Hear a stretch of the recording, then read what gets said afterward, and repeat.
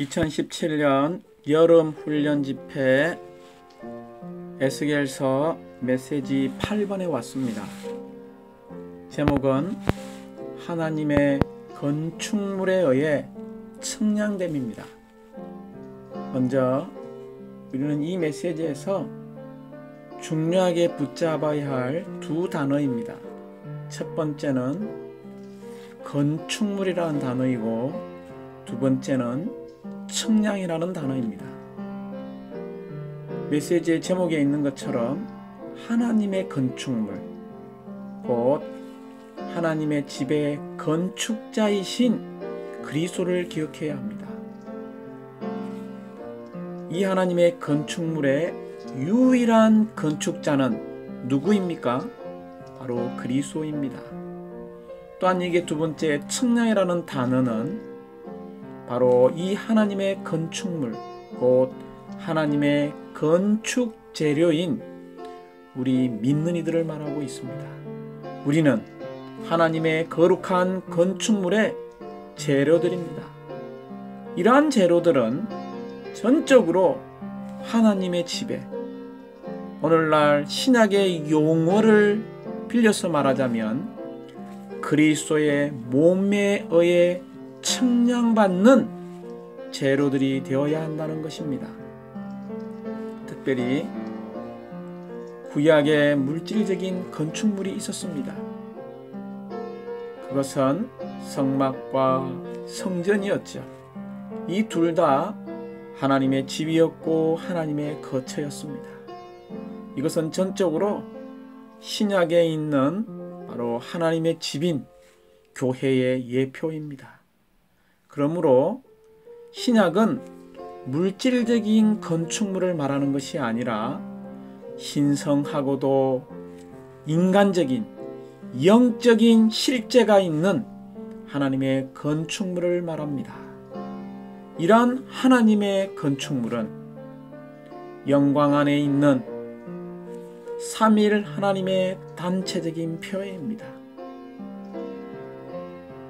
그러므로 우리는 하나님의 갈망이 전적으로 이 하나님의 건축물의 건축자이신 그리스도 안에서 교회를 통하여 그분 자신을 표현하는 것입니다. 이제 이 메시지 8번은 노마 숫자가 5개로 되어 있습니다. 노마 숫자 1번은 이 하나님의 건축물이 성경 전체의 중심 주제라는 것입니다. 성경의 유일한 한 주제가 무엇입니까? 그것은 바로 하나님의 건축입니다.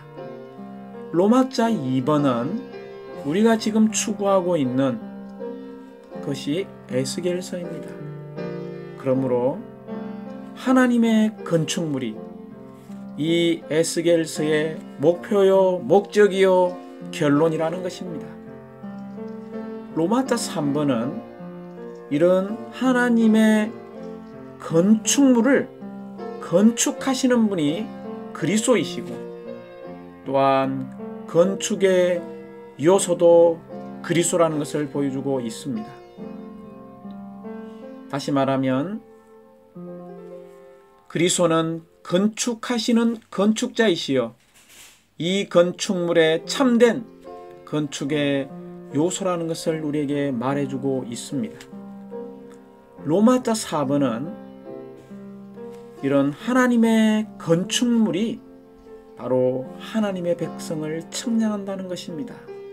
곧 하나님의 집에 의해서 하나님의 백성들이 청량받는다는 것을 기억해야 합니다. 이제 마지막 로마자 5번은 이러한 하나님의 건축물이 영성에 대한 가장 큰 시험이라는 것을 보여주고 있습니다. 다시 말하면 하나님의 오늘날 이 시대에 얻고자 하는 이러한 몸의 생활이 영성에 대한 가장 큰 시험인 것을 보여주고 있습니다. 먼저 우리는 로마자 1번을 보겠습니다. 성경 전체의 중심 주제는 바로 하나님의 건축입니다. 특별히 에스겔서는 하나님의 신성한 건축의 이상으로 마치는 것을 보여주고 있습니다.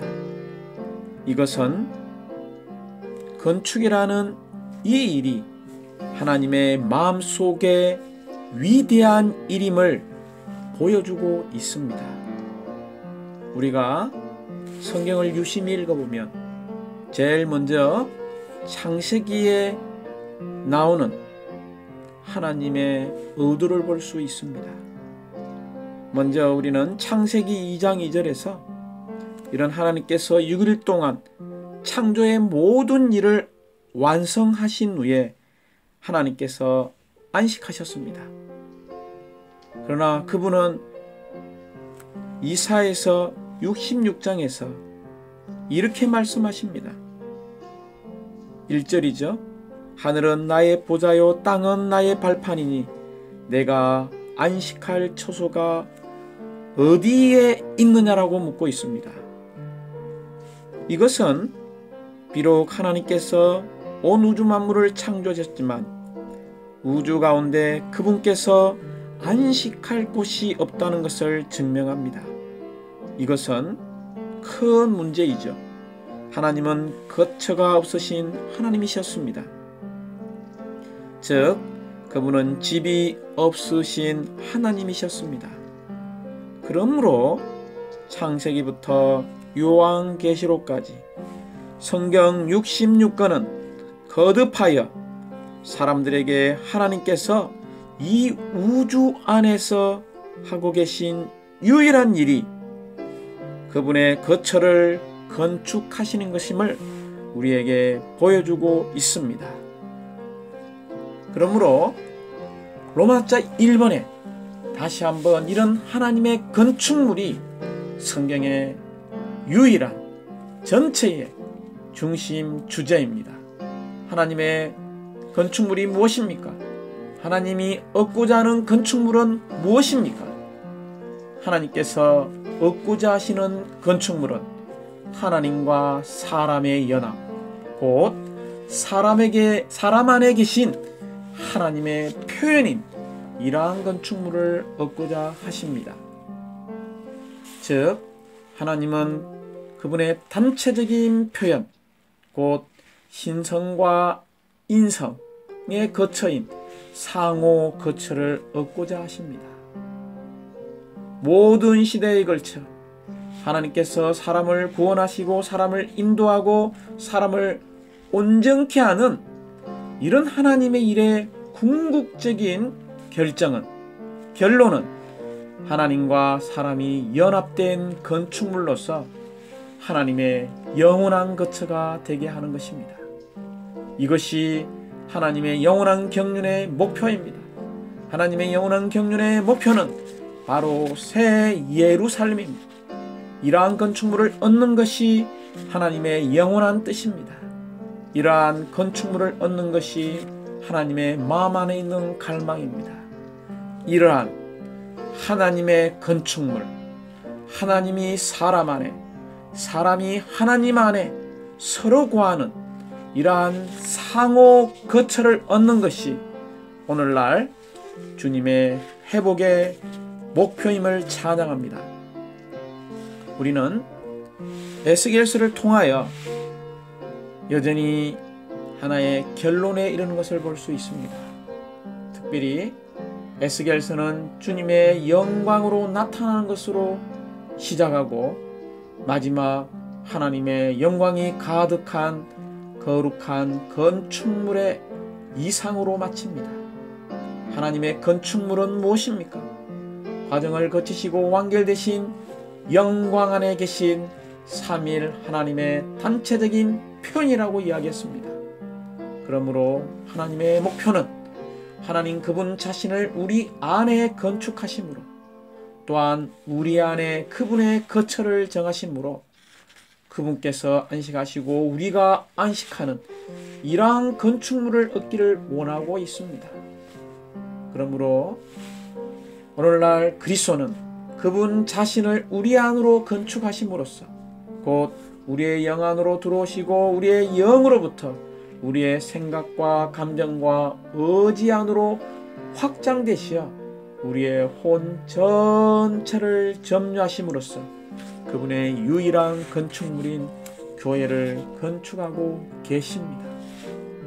하나님의 신성과 구속되고 부활하고 높여진 우리의 인성의 연합인 이 건축물은 하나님의 처소와 우리의 처소 곧 상호 거처가 될 것입니다. 이 건축물은 결국 영원토록 있을 새 예루살렘으로 완결될 것입니다. 새 예루살렘 안에서 하나님께서 구속하신 사람들은 하나님께서 거하시기 위한 장막이며 하나님 자신은 그분께서 구속하신 사람들이 거하기 위한 성전이 되실 것입니다.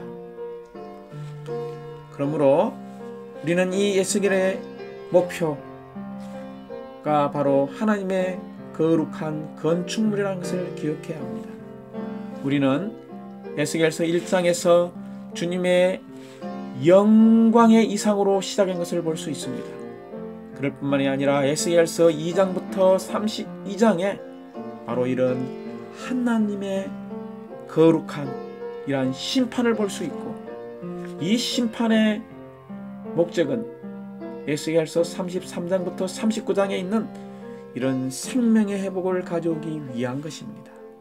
그러나 결론적으로 이런 하나님의 영광으로 시작하고 하나님의 심판, 이런 생명의 회복을 가져온 그 이유는 바로 하나님의 거룩한 건축물을 건축하기 위한 것입니다. 이제 우리는 로마자 3번에 왔습니다. 로마자 3번은 바로 이 건축하시는 분이 그리스도이시고 이 건축물의 참된 요소가 그리스도라는 것을 보여주고 있습니다. 그러므로 사랑하는 행리자매님들, 그리스도는 하나님의 집의 건축자이십니다. 또한 그리스도 자신을 우리 안으로 건축하심으로써 그분은 교회를 건축하시는데 이 교회가 바로 하나님의 처소여 우리의 처소인 곧 상호 거처인 하나님의 집입니다. 무엇으로 완결된다고 이야기했습니까? 바로 새 예루살렘으로 완결됩니다. 특별히 우리는 에스겔서 43장 4절부터 5절을 읽어볼 때에 이러한 하나님의 집이 건축될 때에 여호와의 영광이 전에 가득한 것을 볼 수 있습니다. 우리는 이러한 하나님의 건축물을 건축하시는 분이 그리스도라는 것을 알아야 하고 이 하나님의 건축물의 유일한 요소도 그리스도라는 것을 기억해야 합니다. 이렇게 건축되어진 건축물에는 여호와의 영광이 돌아올 뿐만이 아니라 이러한 건축물 안에는 하나님의 영광이 가득하게 될 것입니다. 이제 이 메시지의 전이란 중심적인 부담은 로마자 4번에 있습니다. 우리는 로마자 1번, 2번, 3번에서 이 하나님의 건축물에 관한 탁월한 이상을 보았다면 이제 우리는 이러한 건축물을 건축하기 위해서 우리에게 적용돼야 하는, 체험돼야 하는 면이 바로 로마자 4번이기 때문입니다. 이런 하나님의 건축물은 전적으로 하나님의 백성을 측량해야 합니다. 즉 하나님의 백성은 하나님의 지배하에서 측량받아야 합니다. 특별히 에스겔서 43장 10절은 이렇게 말합니다. 인자야 너는 이 성전을 이스라엘 족속에게 보여서 그들이 자기의 제약을 부끄러워하고 자기의 제약을 부끄러워하고 그 형상을 측량하게 하라라고 말합니다. 여기에서 우리가 보아야 할 놀라운 이상이 있고 처음이 되어야 할 이상이 있는데 그것은 이 성전을 이스라엘 족속에게 보여준다는 것입니다. 왜 이 성전을 이스라엘 백성들에게 보여주었습니까? 그들이 이 성전을 볼 때에 이 성전의 참된 내재적인 의미 안으로 들어갈 때 그들은 측량받게 되고 측량받을 때 그들이 얼마나 이 하나님의 집에 부합되지 않는지 하나님의 본성인 금에 부합되지 않는 인성을 갖고 있는지를 깨닫게 되는 것입니다. 그러므로 이스라엘 백성의 생활과 행실을 점검하는 유일한 측량은 바로 하나님의 집입니다. 특별히 이런 하나님의 집, 하나님의 성전을 보여주는 것이 무엇을 의미합니까? 이것은 첫 번째, 하나님의 집이 이스라엘 백성에게 규율이 되어야 한다는 것입니다. 그들을 측량할 수 있는 유일한 규율은 바로 하나님의 집입니다. 두 번째, 이런 성전의 본이 있죠. 이런 성전의 본의 빛에 따라 그들을 점검할 때에 그들의 결함들, 실패들, 제약들을 깨닫게 되는 것입니다. 마지막 세 번째는 이 성전을 보여주는 것은 하나님의 백성의 생활이 반드시 이 하나님의 성전과 부합되어야 한다는 것을 말하고 있습니다. 그럴 뿐만이 아니라 이 하나님의 성전, 하나님의 집의 치수에 따라 정확하게 그들은 측량되고 점검받아야 하는 것입니다. 이 치수는 무엇을 말하고 있습니까? 바로 우리 안에 내주하시고 살고 계시는 그리스도의 이런 생명의 법의 요구를 말하고 있습니다. 그러므로 우리는 이런 하나님의 집의 치수에 따라 자세히 점검될 필요가 있습니다. 그럴 뿐만이 아니라 우리는 이런 하나님의 집에 딱 들어맞는 적합한 치수가 되도록 측량받고 점검받아야 합니다. 만약 하나님의 건축물에 부합되는 것이 아니라면 우리가 하는 모든 것들, 우리가 교회 생활한 모든 것들, 봉사한 모든 것들, 우리가 한 하나님의 모든 일들은 하나님의 눈에 아무것도 아닐 것입니다. 특별히 우리가 독립적이고 개인적이고 이런 몸의 건축에 부합되어지는 사람이 아니라면 우리는 우리의 교회 생활을 낭비하는 것입니다. 사랑하는 형제자매입니다. 우리는 독립적이지 않고 이 하나님의 집에 딱 맞는 적합한 치수로서 건축되어지는 지체가 되기 원합니다. 이제 우리는 이 하나님의 집에 하나의 법이 있는데 그것은 성전의 법이라는 것입니다. 성전의 법이 무엇입니까? 첫 번째, 우리의 위치의 문제입니다. 우리는 반드시 우리의 영적인 위치에 있어서 산 꼭대기, 산 정상 위에 있어야 합니다. 이것은 우리가 부활 안에 있고 성천의 위치 안에 있어야 한다는 것을 말하고 있습니다. 두 번째, 이 성전의 법은 바로 거룩함의 원칙입니다. 우리는 세상적인 모든 것에서 분별되고 성별되어야 합니다. 세 번째, 이런 성전의 법은 바로 하나님의 품성이라는 것입니다. 하나님의 품성은 무엇입니까? 바로 위치에 있어서는 아주 높고 본성에 있어서는 아주 거룩하다는 것입니다. 즉 우리가 교회가 위치에 있어서 높고 본성에 있어서 거룩하다면 그곳에는 반드시 하나님의 처소가 있다는 것을 말하고 있습니다. 그러나 수많은 그리스도인들이 이 땅에 있지만 또한 우리가 여전히 주의 회복 안에서 생활하고 있지만 극소수의 믿는 이가 이런 하나님의 집인 성전의 법에 의해 하나님의 집의 치수에 의해 이런 하나님의 집에 의해 측량받고 점검받는 이가 너무나 적다는 것입니다. 주여, 저 자신부터 이 시간 돌이킵니다. 그러므로 주님의 유일한 관심은 율법이나 집이나 영성이나 도덕이나 문화에 의해 사는 문제가 아니라 바로 하나님의 집인 교회에 의해서 측량받는 문제라는 것을 기억하시기 바랍니다. 특별히 에스겔서 43장 7절을 볼 때에 이런 하나님에서 측량받을 때에 바로 그곳에 하나님의 보호자의 처소가 있습니다. 곧 하나님의 행정이 있고, 또한 이런 하나님의 법에 의해 집에 의해 측량받는 곳에는 하나님께서 발을 두는 처소가 있다는 것입니다. 곧 이러한 곳에는 하나님의 움직임이 가득하다는 것입니다.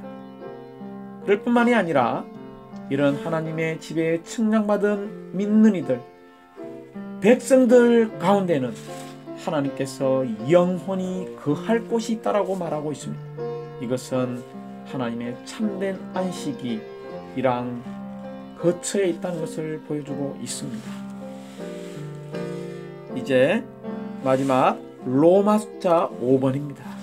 그러므로 우리는 하나님의 건축물이 우리의 영성에 대한 가장 큰 시험이라는 것입니다. 사랑하는 형제자매님들, 몸의 생활이 바로 영성에 대한 가장 큰 시험입니다. 우리가 몸의 생활의 시험을 통과한다면 우리의 영성은 참된 것이 될 것입니다. 그러나 우리가 몸의 생활의 시험을 통과할 수 없다면 우리의 영성은 참된 것이 아닙니다. 심지어 우리의 그리스도인의 생활, 교회 생활도 참된 것이 아닙니다. 이제 우리는 참된 영성이 몸의 문제라는 것을 기억하시기 바랍니다. 그러므로 몸 안에는 독립이나 개인주의가 있을 수 없습니다. 왜냐하면 몸 안에 개인주의는 혐오스러운 것이고, 독립적인 나인 자는 결국 몸을 파괴하는 원수가 될 것입니다. 그러므로 어떻게 해야 합니까? 우리는 먼저 몸의 하나를 지키고 또한 몸 안에서의 섞임을 실행하는 몸의 지체가 되어야 합니다.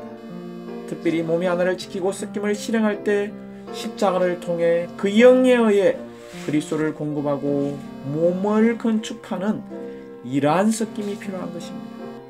이러한 섞임을 할 때마다 우리는 부활의 능력을 통해 그리스도의 죽음 같은 형상을 이루는 단체적인 생활을 살 것이며, 또한 우리는 부활 안에 있는 생명을 살아내는 그리스도의 몸의 실제 안에 있게 될 것입니다. 그러므로 우리는 그리스도의 생활과 특별히 몸을 건축하는 교회 생활 안에서 몸의 머리이신 그리스도를 붙들기 원합니다. 몸의 머리이신 그리스도의 인도를 받기 원합니다.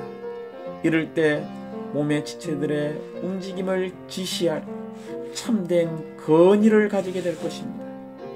우리가 몸의 머리이신 그리스도의 인도를 받는다면 우리는 또한 몸의 의식을 갖고 몸의 느낌과 몸의 평안을 주의하게 될 것입니다. 몸의 의식, 몸의 느낌, 몸의 평안을 주의하는 지체가 되기 원합니다. 이렇게 되기 위해서는 우리는 몸 안에서의 자신의 분량이 무엇인지를 반드시 알아야 합니다. 자신의 분량을 알 때 우리는 우리의 분량을 넘어서지 않을 것입니다. 이럴 때 우리는 몸 안에 있는 합당한 질서를 인식하고 몸을 존중하게 될 것입니다. 몸은 상호적이며 의존적인 것입니다. 우리가 상호적이고 의존적인 몸의 생활을 하려면 우리에게 또한 이러한 신성한 교통 안에서 사는 것을 배워야 합니다. 신성한 교통은 바로 우리 안에 흐르는 유일한 하나의 흐름, 신성한 흐름이요 신성한 교통의 흐름이라는 것입니다. 이럴 때 우리는 몸이 자라는 것을 체험할 것이며 사랑 안에서 스스로 건축되는 것을 체험하게 될 것입니다. 사랑하는 형제자매입니다. 우리는 몸을 고려하고 몸을 관심하고 몸을 존중하고 몸을 위해 최상의 것을 하는 오늘날 이 땅에서 몸의 모든 원칙들을 지키는 이기는 자들이 되어서 이 참된 건축자이신 그리스도의 연속과 연장이 되어서 하나님의 건축물을 건축하는 지체가 되기 원합니다. 우리가 이러한 하나님의 건축물에 의해서 참되게 측량받는다면 첫 번째, 우리 자신이 진정으로 겸손해질 것입니다. 심지어 아무것도 아닌 자로 감추될 것입니다. 또한 이런 하나님의 건축물에 의해서 측량받은 사람이 되었다면 두 번째, 우리 자신의 보좌로부터 내려올 것입니다. 더 이상 자아를 사용하지 않고 더 이상 자아가 통치하지 않게 할 것입니다. 세 번째는 또한 우리의 자아를 알기 시작할 것입니다. 어떤 자아입니까? 바로 하나님의 건축물에 부합되지 않다는 자아를 알기 시작할 것입니다. 이런 하나님의 건축물인 금과 부합하지 않는 인성을 가지고 있다는 것을 알게 될 것입니다. 우리의 타고난 인성, 옛사람의 인성, 곧 이 자아를 알 때에 우리는 참된 하나님의 건축물을 건축할 수 있습니다. 네 번째는 우리가 이 하나님의 건축물에 측량받는다면 아주 깊고도 철저한 회개가 있을 것입니다. 마치 에스겔서 43장 10절에 나오는 것처럼 이 성전이 무엇인지, 하나님의 갈망인 이 건축물이 무엇인지를 본다면 우리는 측량받아 자신의 죄악을 부끄럽게 함으로 회개하고 돌이키고 이러한 건축물에 딱 맞는 치수를 가진 사람이 되기 위해서 깊고도 철저한 회개를 할 것입니다. 다섯 번째는 우리의 자아로부터 해방되게 될 것이며, 여섯 번째는 몸의 의식과 하나님의 마음의 갈망을 느끼게 될 것입니다.